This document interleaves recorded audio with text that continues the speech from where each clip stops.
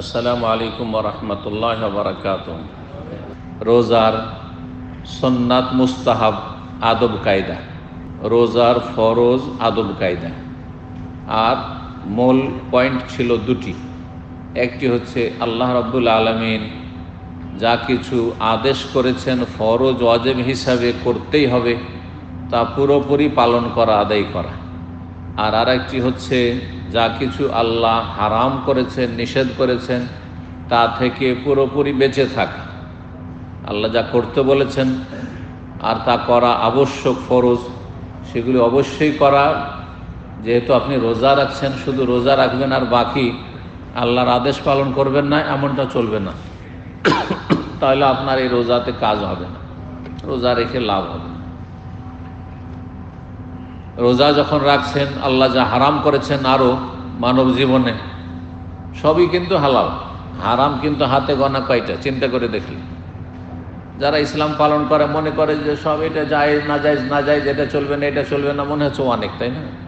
কিন্তু না, যা আল্লাহ জায়েজ করেছেন আমাদের ডানে বামে বলা আর করা, তা অনেক, অসংখ্য, গণনা করে শেষ করতে পারবেন না। আর যা কিছু হারাম তা গণনা করা যাবে, এটা হারাম, ওইটা হারাম, ওইটা হারাম, ওইটা হারাম, তাই না? কিন্তু হালাল গণনা করা যাবে না। খালাকাল্লাকুম মা ফিল আরদি জামিয়া, পৃথিবীতে যা আছে তোমাদের জন্য আল্লাহ সৃষ্টি করেছে, সব তো আমাদের জন্য সৃষ্টি, তো সবই তো হালাল, আসল হচ্ছে হালাল। একমাত্র যেখানে নিষেধ আছে যাওয়া, সেটা হচ্ছে হারাম। দিন ইসলাম অত্যন্ত সহজ। যারা দিন ইসলাম শিখে পালন করে তাদের জন্য সহজ। আর যে ব্যক্তি পালন করে না, যে আল্লাহর সাথে সম্পর্ক রাখে না, তার জন্য কঠিন সেটি।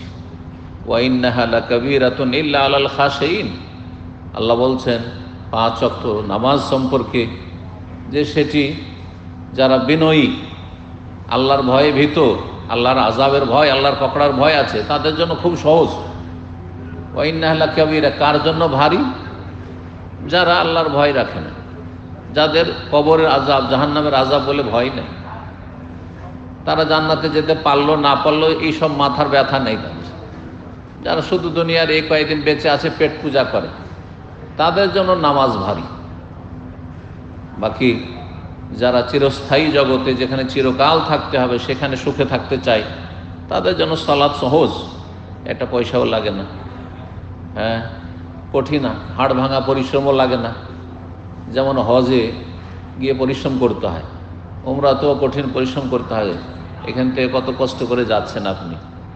হ্যাঁ, রোজাতে সারাদিন না খেয়ে থাকতে হয়, পিপাসায় থাকতে হয়, কিন্তু মাত্র কয়েক মিনিটে 4 রাকাত ফরজ আদায় হয়ে গেল। এসব কষ্ট আছে? না হাড় ভাঙা পরিশ্রম আছে, না ওতে ক্ষুধা পিপাসা লেগে গেছে, ছটফট করছেন নামাজে, এমনও কিছু নেই, খুব সহজ। যতগুলি ফরজ আছে ইসলামের 5টি পিলার, তার মধ্যে নামাজ সবচেয়ে সহজ, নামাজ সবচেয়ে সহজ। আল্লাহ রাব্বুল আলামিন আমাদের সকলকে, আপনাদেরকে খাঁটি নামাজি হওয়ার তৌফিক দান করেন। তো আলোচনা করব আজকে সুন্নাত মুস্তাহাব আদব কায়দা রোজার। রোজার অবস্থায় যে কাজগুলি সুন্নাত মুস্তাহাব, ভালো, যদি কেউ না করে গুনাহগার হবে না, তবে অনেক নেকি থেকে বঞ্চিত হবে। তাতে অনেক নেকি আছে, ফজিলত আছে। এই 7টি বিষয় আজকে আলোচনা করব। 1 নম্বর হচ্ছে রোজাদারের জন্য সাহারি খাওয়া হচ্ছে সুন্নাত আদব। আপনি যখন রোজা রাখবেন, সিয়াম পালন করবেন, তো সাহারি খাবেন, ভোর রাত্রের খাবার খাবেন। সাহারি আরবিতে সাহুর বলা হয়, নবী সাল্লাল্লাহু আলাইহি ওয়াসাল্লাম হাদিসে সাহুর রয়েছে, তাসাহহারু ফাইন্না ফিস সাহুরি বারাকা। তোমরা সাহারি খাও, সাহারিতে বরকত রয়েছে, সাহারিতে বরকত রয়েছে। তো এই সাহুর বা সাহারি খাওয়া হচ্ছে সুন্নাত। আপনার যদি খিদা নাও থাকে, একটা দুটো খেজুর খান, তাও যদি ধরেন খেজুর নেই, অথবা খেজুর খাবেন না আপনি, অনেকে খেতে অভ্যস্ত না, পানি খান, পানি খেয়ে সাহারি করেন, কিন্তু সাহারি খান।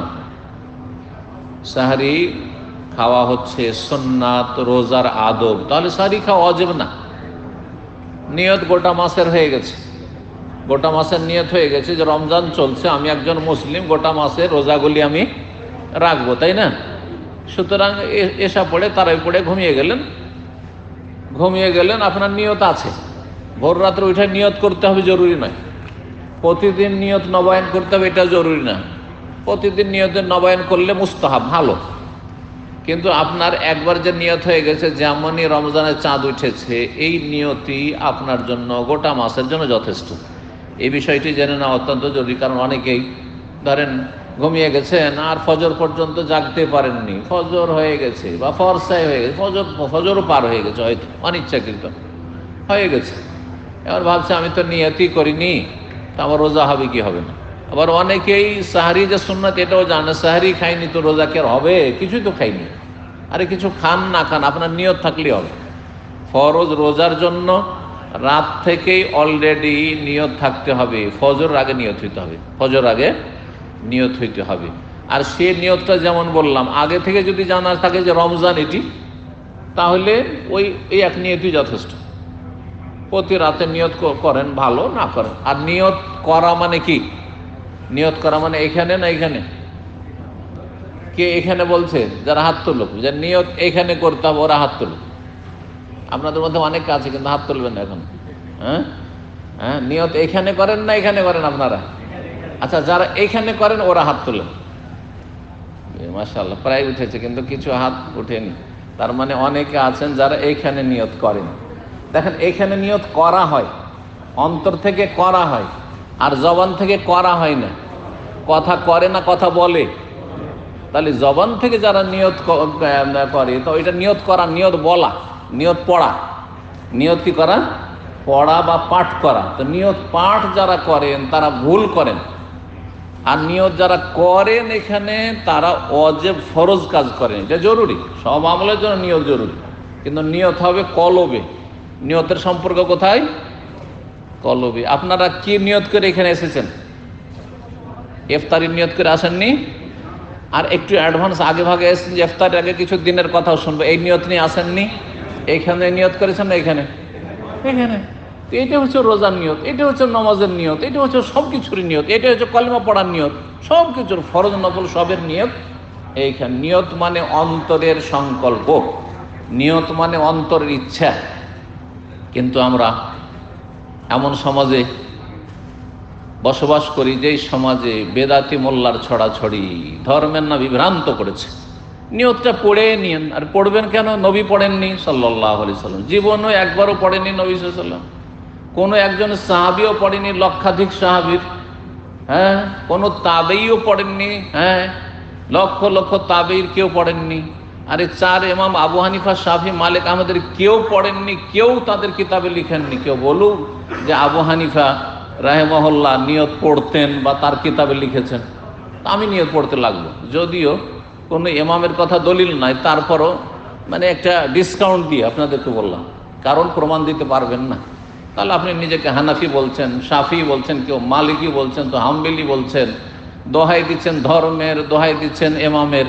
আর এদিকে আপনি বেদাতি কাজ করছেন। আপনার ইমামের তরিকা তো না, নবীর উম্মতের দাবিদার নবীর তরিকা তো না, তো কোন তরিকায় চলছেন তাহলে? বাপ দাদার তরিকায়। তা আমাদের সমাজের ধর্মকর্মটা আসলে নবীর তরিকাও নেই অনেক ক্ষেত্রে, আর এমনকি ইমাম সাহেবের তরিকা তো নেই, মজহাবের তরিকা তো নেই। কোন তরিকায়?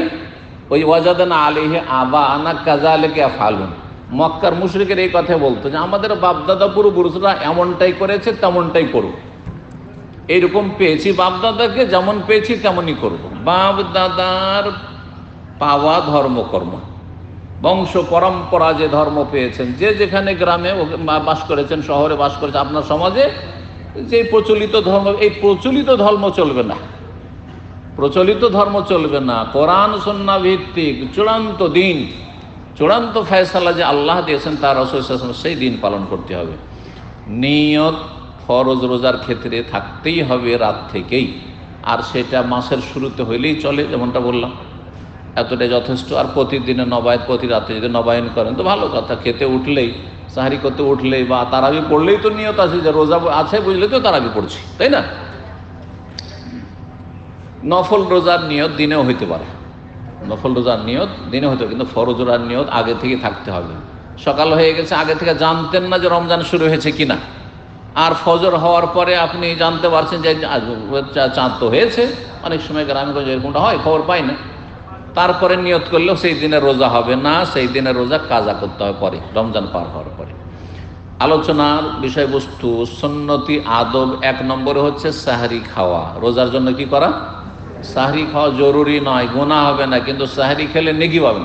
খেলে নেকি, চিন্তা করেন, রমজান মাসে রোজার দিনে না খেলে নেকি, আর সাহরি ভোর রাত্রে খেলে নেকি। এটাও দিন, ওইটাও দিন। কি বুঝলেন এর থেকে? তাহলে দিন মানে হচ্ছে আল্লাহ এবং রসুলের আনুগত্য, আল্লাহ রসুলের আদেশ নিষেধের সামনে মাথা ঝুঁকিয়ে দেওয়া, এর নাম দিন। আল্লাহ যখন খেতে নিষেধ করেছেন তখন না খাওয়া হচ্ছে সওয়াবের কাজ। ওই শুভ সাদেক থেকে শুরু করে মাগরিব পর্যন্ত খেতে নিষেধ করেছেন, সুতরাং এটাই হচ্ছে নেকির কাজ, যা ফরজ রমজান মাস, ঠিক না? আর এর নাম হচ্ছে রোজা, সিয়াম। আর ভোর রাত্রে সাহারি খেতে বলেছেন, যদিও ফরজ নাই, সুন্নাত, তাতে খেলেই নেকি। যে একজন সাহারি খেলো না আরেকজন সাহারি খেলো, কে নেকি পেল? যে সাহারি খেলো সে নেকি পেল, সে বরকত পেল।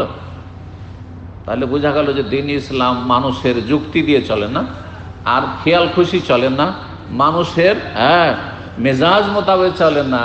আল্লাহ এবং রসুলের আনুগত্যর নাম হচ্ছে দিন। আর দিন মানে কিন্তু আনুগত্য করা। দিনের শাব্দিক অর্থ হচ্ছে মেনে নেওয়া। আল্লাহ এবং রসুল যা করতে বলেছেন তা আমি মেনে নিলাম। সাহারি খেতে বলেছেন, খাবো। ইফতারির সময় হয়ে গেছে, এখন ইফতার করব, বিলম্ব করব না। ইফতারির সময় হয়নি, আমাকে লাখ টাকা দিল, আমি ইফতার করব না। এখন আনুগত্য। আসলে আল্লাহ দেখতে চান বান্দাকে যে আমাকে মানছে না মানছেন। রব্বুল আলামিনের জন্য আপনি মানুষের একটা উদাহরণ দিতে পারেন। দেখেন, বাপের 2টো ছেলে, একটা ছেলে কাজ খুব চটপট করে করে, কিন্তু বাপ মায়ের কথা শোনে না, ইচ্ছা মতো করে। যখন করে দাঁই দাঁই করে কাজ করে ফেলে দিল, মন হলো তখন সংসারের অনেক কাজ করে ফেলে দিল, কিন্তু বাপ মার কথার আওতাতে নেই। একটা ছেলে বাপের এইরকম ধরেন। আর এক ছেলে বাপ মা যা বলবে চোখ বন্ধ করে, যাই ঝুলি হল, বাপ মা যা বলবে চোখ বন্ধ করে পালন করবে, কিন্তু অলস, কাজ বেশি করতে পারে না। একটা কাজ 5 মিনিট হবে, ও 1 ঘন্টা লাগিয়ে দেয়, আধা ঘন্টা লাগিয়ে দেয়, অলস। এই 2 ছেলের মাঝে বাপ মার কাছে কোন ছেলেটা বেশি ভালো? অলসটা ভালো না যেটা ওই 5 মিনিটে কাজ করে ফেলে সেটা ভালো? অলসটাই ভালো। কেন? অলসটা বাপ মার নাফরমানি করে না, যেটা বলে সেটাই করে, একটু দেরি লাগায়। বুঝতে পারছেন কথা কি না? আর যেই ছেলেটি অ্যাক্টিভ, ও কিন্তু নিজের মেজাজে চলে, বাপ মার মেজাজে চলে না। বাপ মা যদি বলে ডান দিকে যাবো, বাম দিকে যাবো। হ্যাঁ, বাপ মা বলছে যে রাত্রে কোথাও বাইরে যেতে হবে না, বাড়িতে থাক না, আমি কি ছোট হয়ে আছি?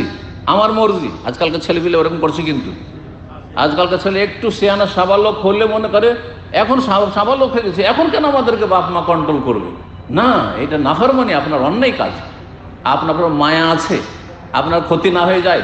হ্যাঁ, বাইরে গেলে কোথাও রিস্ক হইতে পারে, রাতের অন্ধকারে কত দুশ্মন আছে, সেই জন্য বাপ মা চায় যে চোখের সামনে থাক, যেখানে সেখানে কেন ঘুরে বেড়াচ্ছে।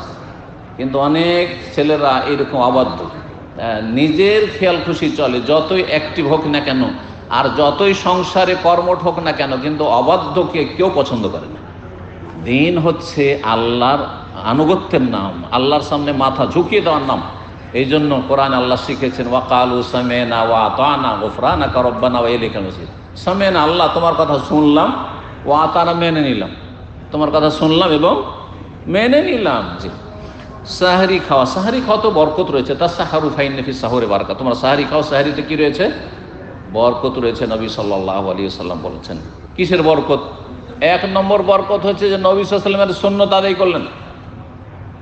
2 নম্বর বরকত হচ্ছে যে আপনি যখন ঘুম থেকে জাগলেন, ঘুম ভাঙার দোয়া পড়লেন, তারপরে উজু করলেন, সাহরি খাবেন তো উজু করলেন, বিসমিল্লাহ পড়লেন, খেতে বসলেন, বিসমিল্লাহ বললেন, খাওয়ার পরে আলহামদুলিল্লাহ বললেন, দোয়া পড়লেন, এগুলো হচ্ছে বরকতের কারণ। এগুলো হচ্ছে কি? বরকতের কারণ। 3 নম্বর সাহরি খাওয়া বরকতের কারণ হচ্ছে সময়ের দিক থেকে এই ভোর রাতের সময়টি 24 ঘন্টার মধ্যে সবচেয়ে বরকতপূর্ণ, গুরুত্বপূর্ণ। এই সময় দোয়া কবুল হয়। এই সাহারি খাওয়ার ওসিলাতে উঠে আল্লাহর কাছে দোয়া করলেন, হয়তো ওই দোয়াটাই কবুল হয়ে গেল। আর একজন সাহারি খেলো না, ফজর পর্যন্ত ঘুমিয়েই থাকলো, মোবারক সময় ঘুমিয়ে থাকলো, এই যে বরকতটা আপনি পেয়ে গেলেন।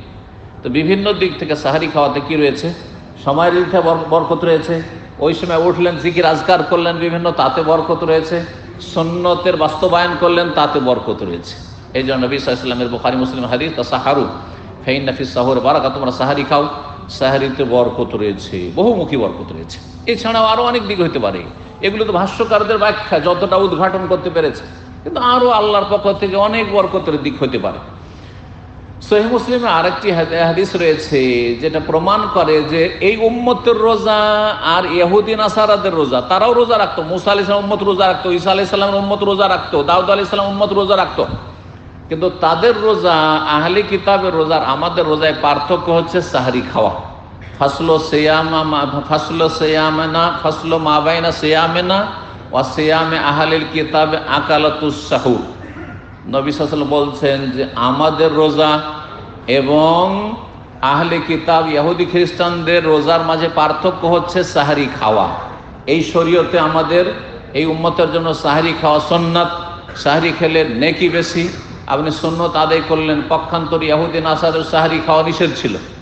ঘুমিয়ে গেছো, আর কিসের খাবার? যতক্ষণ জেগেছিল সন্ধ্যাবেলা খেয়েছো।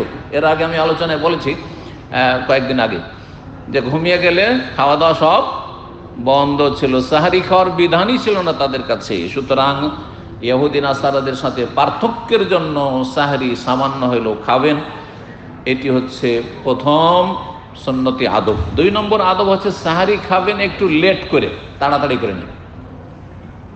রাত 12টা দিয়ে সাহারি খেয়ে নিন, এমন করবেন না।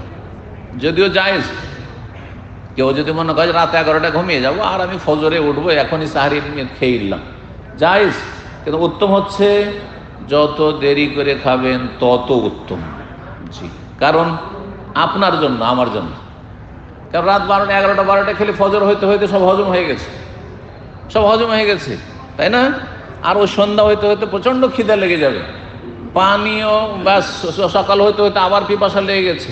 কিন্তু যেই ব্যক্তি রাত্রে 3:30 4টা, ধরেন 4:15 4টা 16 17তে শেষ সময়, তো 4টা 4:15তে যেই ব্যক্তি সাহারি খাচ্ছে, যে ব্যক্তি পানি খেয়ে নিল, ওকে পিপাসা লাগবে না, লাগলেও কম লাগবে, ঠিক কিনা?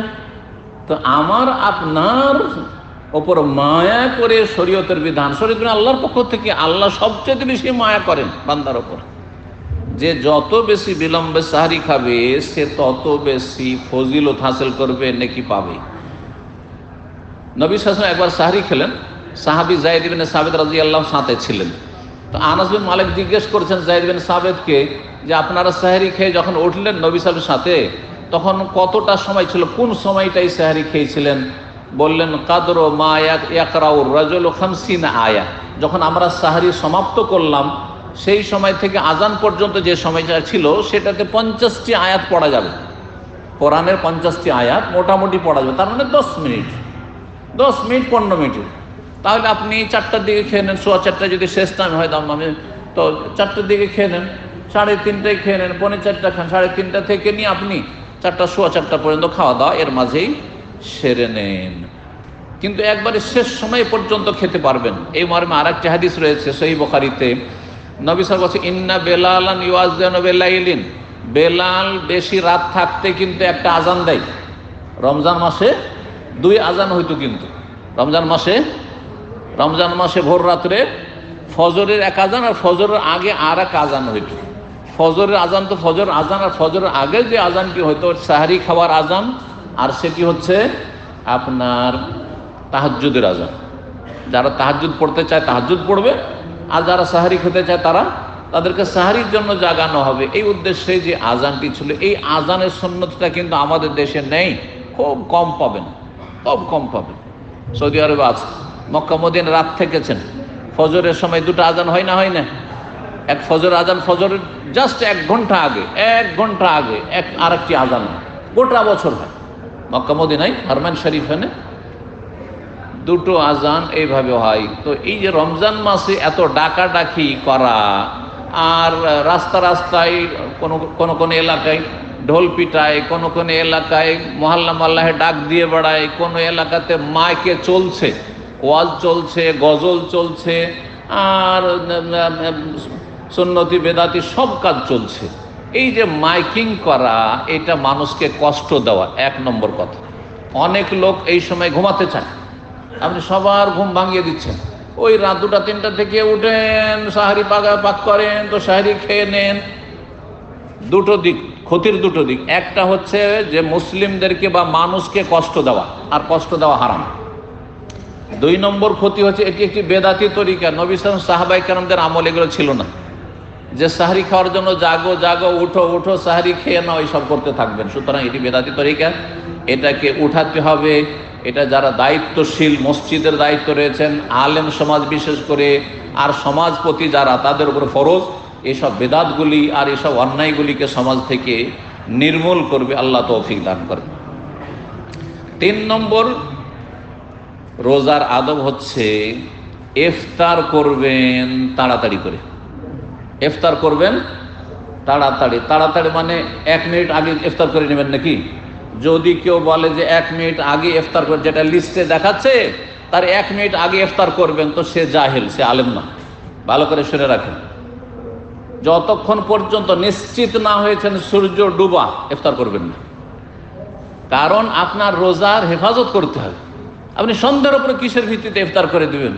সন্দেহ আপনি না হলে চোখের সামনে দেখেন, চোখে যান, মাঠে চলে যান, মরুভূমিতে চলে যান, খোলা মাঠে, আর দেখেন যে হ্যাঁ সূর্য দেখতে দেখতে আমার চোখের সামনে সূর্যটা আড়াল হয়ে গেল, তাহলেও ডুবে গেছে, তাহলে সূর্য ডুবে গেছে।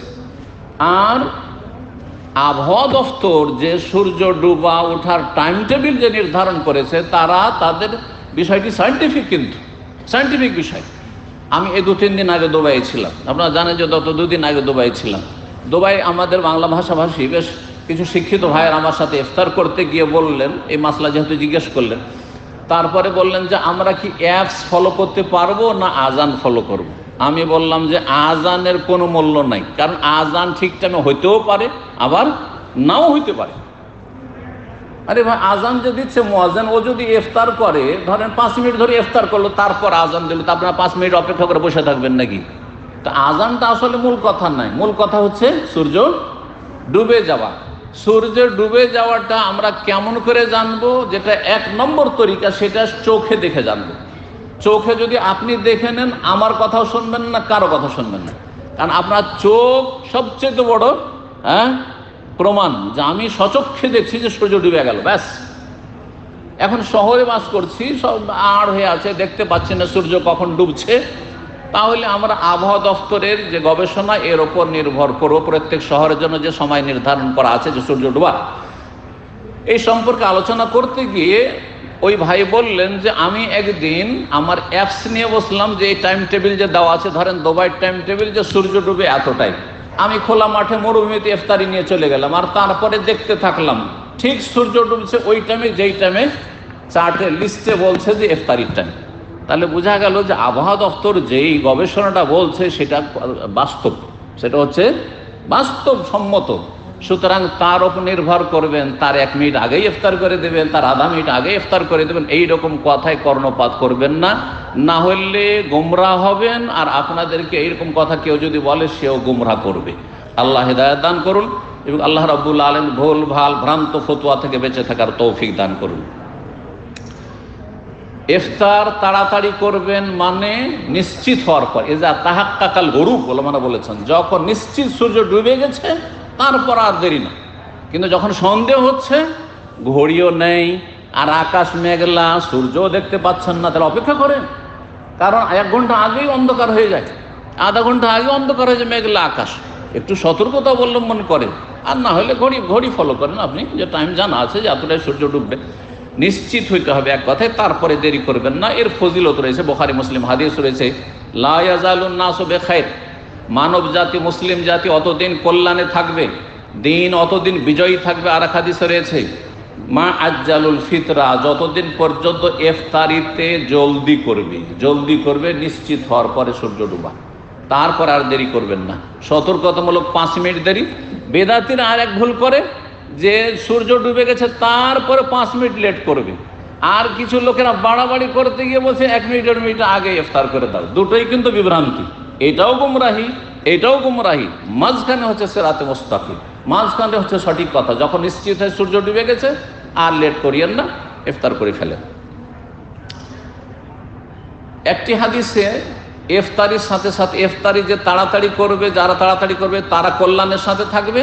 ও আখারুস সহুর, আর সাহরিতে বিলম্ব করবে, এরকম কথা আছে কিন্তু হাদিসটি জয়ীফ। আখারুস সহুর, সাহরিতে বিলম্ব করলে তাতে কল্যাণে থাকবে, এই মর্মে যে হাদিসটি রয়েছে মুসনাদ আহমদে বাকি কিতাবে রয়েছে, সেই হাদিসটি ভিত্তিহীন, সেটি বর্ণনা করা জায়েজ নয়। 4 নম্বর আদব হচ্ছে যখন ইফতার করবেন, কি দিয়ে ইফতার করবেন? আগে পানি না আগে খেজুর না আগে লবণ, দুধ, দই, কোনটা? খেজুর। আচ্ছা, খেজুর যদি শুকনো খেজুরও থাকে, এই খেজুর, আর আপনার তাজা যে গাছ পাকা খেজুর, রোতাব যেটাকে বলা হয়, কোনটা দিয়ে ইফতার করবেন? নবী সাল্লাল্লাহু আলাইহি ওয়াসাল্লাম সম্পর্কে বর্ণনা করেছেন সাহাবী, কানা রাসূলুল্লাহ ইফতারু আলা রোতাবাতিন। নবী সাল্লাল্লাহু আলাইহি ওয়াসাল্লাম কয়েকটি রোতাবা কয়েকটি বলেছেন, আর সর্বনিম্ন কয়েকটি হচ্ছে 3টি। তাহলে 3টি খান, বেজোড় জরুরি নয়। ঈদের দিনে শুধু বেজোড় সুন্নত। ঈদুল ফিতরে যে আছে ওয়াকলো হন না বিতরান, বেজোড়। কিন্তু ইফতারির সময় 3টিও খেতে পারেন, 4টাও খেতে পারেন, 5টাও খেতে পারেন, 6টা 7টাও খেতে পারেন, সমস্যা নেই। জোড় বেজোড় সব রকমই খান। এখানে বেজোড় খেলে বেশি ফজিলত এমন কোনো দলিল নেই। তবে কয়েকটি তাজা খেজুর, গাছ পাকা খেজুর খেতে, যেগুলোকে রোতাব বলা হয়, যদি থাকে, যদি লব্ধ না হয়, যেমন এখন রোতাবের সিজন নাই, কেউ যদি ফ্রোজেন করে রাখে ভিন্ন বিষয়।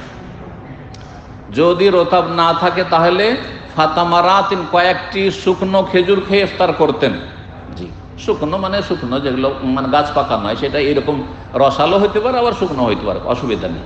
তাও যদি না হতো, কখনো কখনো তাও নেই, খেজুর নেই, কোনো খেজুরি নেই, তো কি করতেন? দুধ দিয়ে, উটের দুধ না,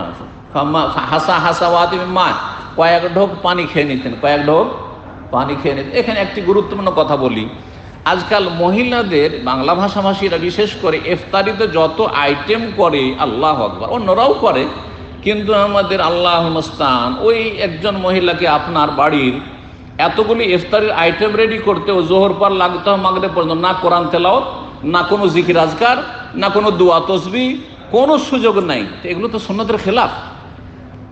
সুন্নত হচ্ছে যে আপনিও দোয়া জিকির আজকার করেন, আপনার স্ত্রীকেও দোয়া জিকির আজকার করতেন, আপনার ছেলে মেয়েগুলো কচি কাচাকেও দোয়া জিকির আজকারের সুযোগ দেন, আর 1-2টো ইফতার করেন। নবী সাল্লাল্লাহু আলাইহি ওয়াসাল্লাম 2-4-5টা আইটেম নিয়ে বসেননি।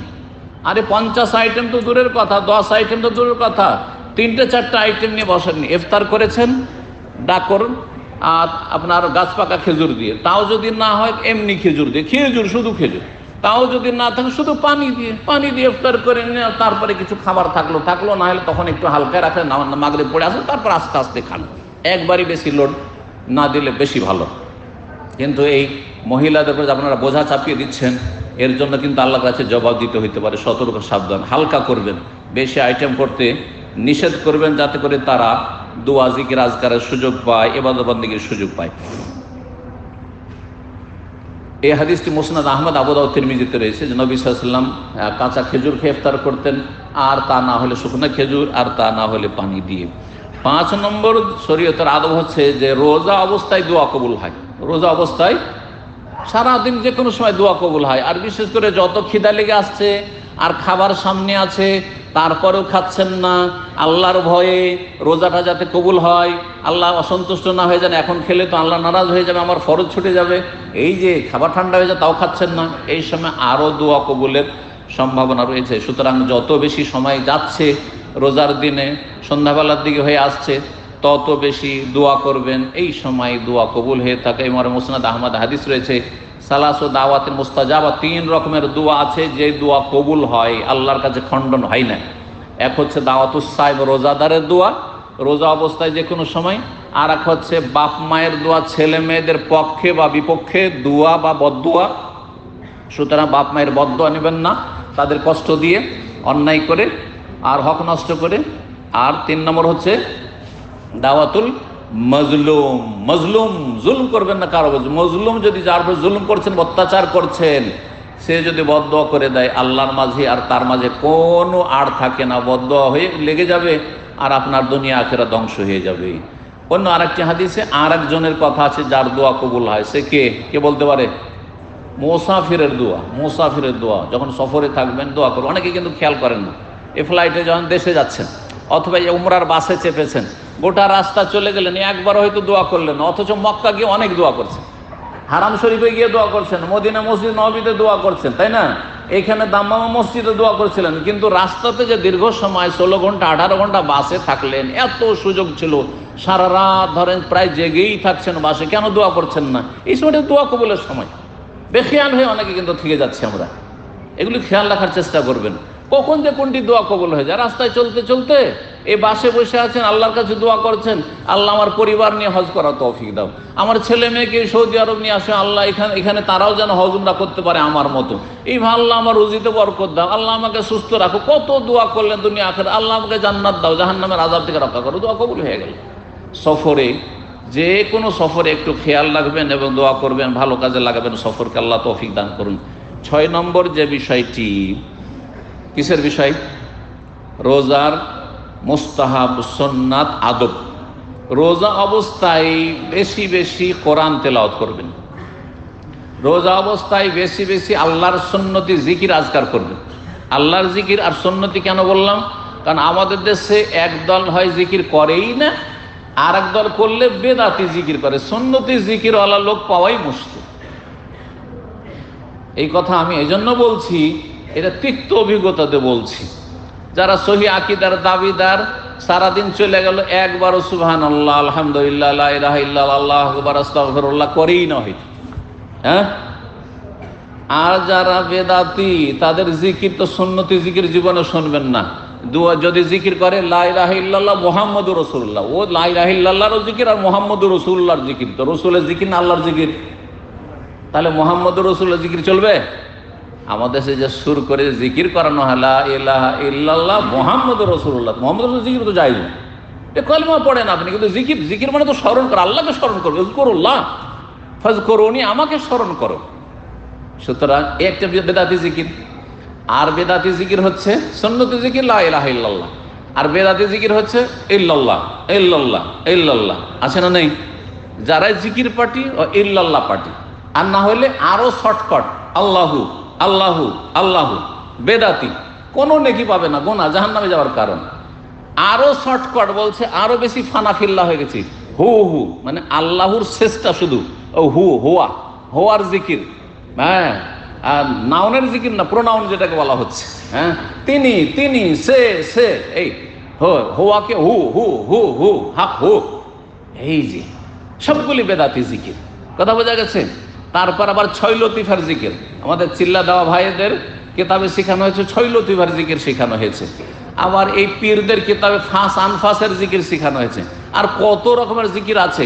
জিকির করতে হবে তো নাকি মুখটাকে এইরকম করে জিকির করতে হবে, কলমটাকে এই দিকে করতে হবে, আল্লাহু আকবার। ইসলাম এত জটিল থোড়াই, ইসলাম খুব সহজ। এগুলো সমস্ত গুমরাহি। তো বেদাতি জিকির থেকে বেঁচে থাকা ফরজ, আর সুন্নতি জিকির করা হচ্ছে সুন্নাত। এই সব জিকির, যে জিকিরগুলো আমি বললাম, এগুলো হচ্ছে সুন্নাত, নফল। আর ফরজ জিকির আছে। ফরজ জিকির কি? 5 ওয়াক্ত নামাজ, আকিমিস সালাত আলা যিকরি, এটা ফরজ। সবচেয়ে উত্তম জিকির হচ্ছে আপনার এই ফরজ নামাজ, ফরজ নামাজের জিকির। নামাজ জিকির না? রুকুতে তসবিহ, তারপরে সেজদার তসবিহ, আর রুকুতে ওঠার দোয়া, সে 2 সেজদার মাঝের দোয়া, এগুলো সব জিকির। আত্তাহিয়াত জিকির, দরুদ শরীফ হচ্ছে জিকির, আল্লাহর কাছে দোয়া করছেন নবীর জন্য। তারপর দোয়ায় মাসুর, আল্লাহর জিকির, আল্লাহর কাছে চাইছেন আপনি। তকবীরে তাহরিম, আল্লাহু আকবার জিকির, আল্লাহু আকবার বলছেন জিকির, সব জিকির। সূরা ফাতিহা আল্লাহর জিকির, আল্লাহর গুণগান আল্লাহর কাছে সবই জিকির। তো নামাজ হচ্ছে জিকির। আল্লাহ সূরা তাহাতে আকিমিস সালাত আলা যিকরি, আমার স্মরণে, আমার জিকিরের জন্য সালাত কায়েম করো, আল্লাহ বলেছেন। বেশি বেশি জিকির আজকার করবেন, সুন্নতি জিকির আজকার করবেন। দোয়া, বেশি বেশি দোয়া করা। রমজানের রোজা অবস্থায় বেশি বেশি কি করবেন? দোয়া করবেন। এখন দোয়া করেন, এই সময় দোয়া কবুল হবে। আর বেশি বেশি নফল নামাজ পড়া, ফরজ নামাজের পরে বেশি বেশি নফল নামাজ পড়েন সময় থাকলে। বেশি বেশি দান খায়রাত করা, সারা বছর দান করেন কিন্তু রোজা রমজানে আরো বেশি দান করবেন, বেশি বেশি দান করবে। এই হচ্ছে নবী সাল্লাল্লাহু আলাইহি ওয়াসাল্লামের সুন্নত। 7 নম্বর, রমজান মাসের সিয়াম বা যে কোনো রোজার সুন্নতি মুস্তাহাব আদব হচ্ছে যখন রোজা অবস্থায় আছেন আর রোজা রাখতে পারছেন, তো আল্লাহ রাব্বুল আলামিনের যে অনুগ্রহ নিয়ামত আপনার উপর আমার উপর রয়েছে এইটাকে আপনি অনুভব করুন হাড়ে হাড়ে, এবং এই অনুভূতি আপনি নিয়ে আসুন, আর নিয়ে আসার পরে আল্লাহর বেশি বেশি শুকরিয়া আদায় করুন। ইস্তেহজারু নেমাতিল্লাহ বা ইস্তেহজারু কদরা নেমাতিল্লাহ, আল্লাহর নিয়ামতের মূল্যায়ন করুন যে আপনাদের সবাইকে আল্লাহ রোজা রাখার তৌফিক দিয়েছেন, বলো আলহামদুলিল্লাহ, ঠিক কিনা? অনেক হতভাগা আছে রোজা রাখে না, অথচ আপনার চাইতে বেশি জাদ্রেল হয়ে আছে, শরীর একবারে হয়ে আছে ওই রকম হিংস্র পশুর মতো হয়ে আছে, কিন্তু হিংস্র পশু আসলে রোজা রাখে না সেই জন্য, ঠিক না? তো এতে কাজ হবে? এ তো জাহান্নামে যাবে। এত সুন্দর শরীর তার জাহান্নামে যাবে, রোজা রাখে না। আপনি আল্লাহ শুকরিয়া আদায় করেন, আমি দুর্বল, আমি অসুস্থ, কষ্ট হচ্ছে, একটু কষ্টের কাজ করতে হচ্ছে, রোদে কাজ করতে, তাও আলহামদুলিল্লাহ আল্লাহ যে আমাকে তৌফিক দিয়েছে রোজা রাখা। রোজা রাখার তৌফিক হচ্ছে সবচেয়ে বড় তৌফিক, শক্তি সামর্থ্য হচ্ছে ইমানই শক্তি সামর্থ্য। এই মন মেজাজ ইমান দিয়েছে যে আমি রোজা ছাড়বো না, এটা সবচেয়ে বড় আল্লাহর নিয়ামত। ইমানই শক্তিটা হচ্ছে সবচেয়ে বড় আল্লাহর নিয়ামত। তারপরে শারীরিক শক্তি, আল্লাহ আমাকে সুস্থ রেখেছেন আলহামদুলিল্লাহ। কত লোক অসুস্থ হাসপাতালে অথবা স্থায়ী অসুস্থ, রোজা রাখতেই পারে না, আজীবন রোজা রাখতে পারে না, কত যুগ যুগ ধরে রোজা রাখতে পারে না। আলহামদুলিল্লাহ আমার জীবনে একটাও রোজা ছোটে না, অসুখ হয় না। শুকরিয়া আদায় করবেন না?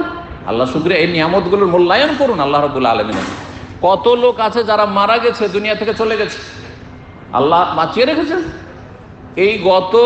এই রমজান আর আগে গত রমজান, এই 11 মাসের মধ্যে কত লোক চলে গেছে, আত্মীয় স্বজন, আপনার চেনা জানা কত লোক দুনিয়া থেকে চলে গেছে। চিন্তা করুন তো দেখি, আল্লাহ আমাকে রেখেছেন, আল্লাহ আপনাদেরকে রেখেছেন। আল্লাহ যেন এরকম বহু রমজান আমাকে আপনাদেরকে রাখেন এবং আমাদেরকে সিয়াম কিয়ামের নেক আমলে আল্লাহ যেন তৌফিক দান করেন। নাকি আসলে আল্লাহ হেদায়েত করেন। তো আল্লাহ রাব্বুল আলামিনের শুকরিয়া আদায় করবেন, আল্লাহ রাব্বুল আলামিনের শুকরিয়া আদায় করবেন যে আল্লাহ রাব্বুল আলামিন এই রোজা রাখার তৌফিক দান করেছেন। যত শুকরিয়া আদায় করবেন তত বেশি আল্লাহ বরকত দেবেন। ওয়া সাল্লাল্লাহু সাল্লাম আলা নবিয়িনা মুহাম্মদ ওয়া আলা আলিহি ওয়া সাহবিহি আজমাইন।